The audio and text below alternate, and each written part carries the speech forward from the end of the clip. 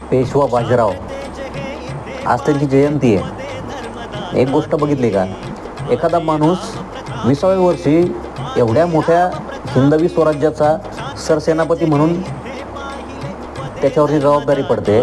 पुढच्या 20 वर्षामध्ये तो माणूस दक्षिणेपासून उत्तरेपर्यंत प्रवास करतो, मजल मारतो आणि सगळा अखंड भारत भगव्या ध्वजाच्या खाली आणतो, नियंत्रणामध्ये आणतो, सगळ्या मुघलांवरती वचक बसवतो. जो माणूस फक्त त्याचा पेशवा म्हणून जो कार्यकाळ आहे तो एक 20 वर्षाचा आहे आणि त्या 20 वर्षामध्ये कागदपत्रांमध्ये असं सापडतं आहे की तो माणूस जवळपास 2.25 लाख किलोमीटर त्यांनी घोडसवारी केली, लढाई आणि या सगळ्या विषयामध्ये. त्या माणसानं 40 लढाया केल्यात, त्यापैकी एक सुद्धा लढाई तो माणूस हारलेला नाही आहे. त्याने हिंदवी स्वराज्याचा दक्षिणेपासून उत्तरेपर्यंत पूर्ण